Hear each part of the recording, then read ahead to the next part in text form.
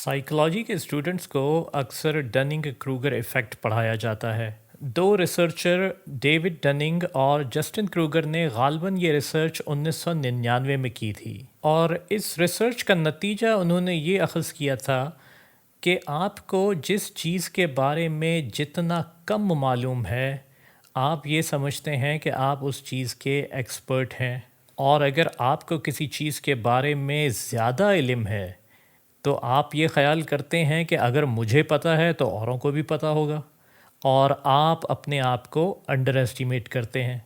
आज यही चीज़ Dunning Kruger effect के नाम से पहचानी जाती है।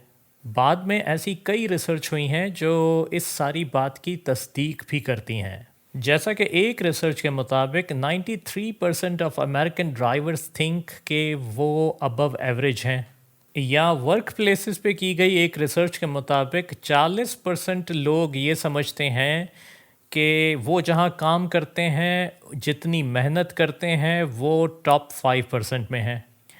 अब अगर हर कोई यही समझता है कि वो टॉप 5% में है तो बाकी के 95% कहाँ गए?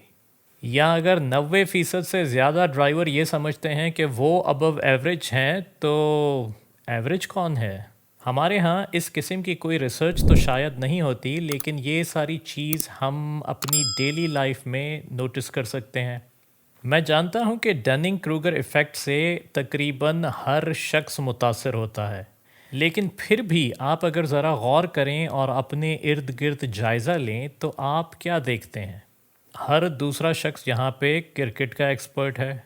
किसी भी कैफ़े पे आप बैठ जाएं, नौजवान लड़के गाड़ियों के एक्सपर्ट्स हैं, आईटी के हम एक्सपर्ट्स हैं, हमारे डॉक्टर्स बड़े होशियार हैं। लेकिन अगर हम दुनिया का डेटा देखें तो एक अलग ही तस्वीर सामने आती है। गालबन पिछले साल गूगल का कोडिंग का जो कॉन्टेस्ट हुआ था उसमें 300 से ज़्यादा पाकिस्तानियों ने हिस्सा लिया था, और जानते हैं कि पाकिस्तानी कौन से नंबर पे थे? 1336। इस लेवल की डिसअपॉइंटमेंट, 1336। रेफरेंस के लिए आप ये नोट करें कि इंडिया से जिन लोगों ने हिस्सा लिया था उन्होंने बड़ी अच्छी परफॉर्मेंस दी थी और वो I think was on the 6th place. Even Bangladesh was in top 50 और हम 1336। इसी तरह आपको बहुत सारी फील्ड में इस किस्म का डेटा मिल जाएगा। एक और चीज़ को कहा जाता है मेटाकॉग्निशन, जिसका मतलब ये है कि आप अपने आप से अवेयर हैं, आपको मालूम है कि आपकी थॉट्स किस तरह काम करती हैं, आपका दिमाग किस तरह काम करता है, आप किस तरह चीज़ें सीखते हैं और समझते हैं। इस बात को समझ सकते हैं कि शायद मुझे इस चीज़ के बारे में इतना इल्म नहीं है, और अगर नहीं है तो वो इल्म मैं कैसे हासिल करूं, कैसे सीखूं। इस अवेयरनेस को मेटाकॉग्निशन कहते हैं।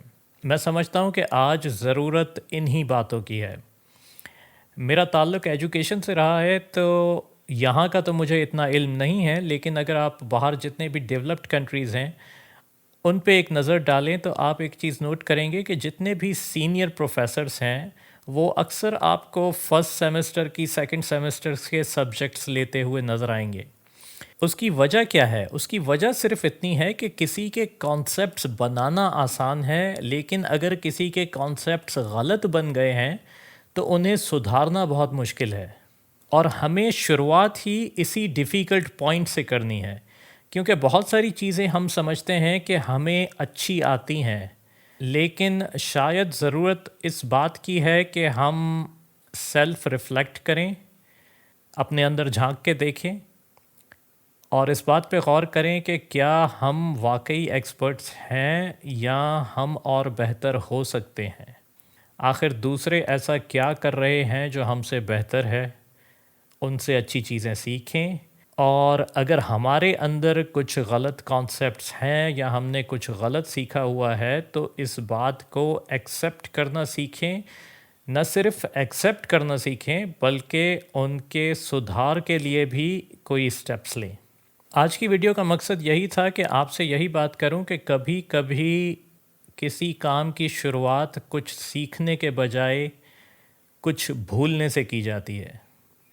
तो जितनी भी हमारी غلط ایکسپیکٹیشنس ہیں، غلط کانسیپٹس ہیں، ان کو بھول جائیے اور ایک سیکھنے کی تمنا اپنے اندر پیدا کیجیے۔ Good luck.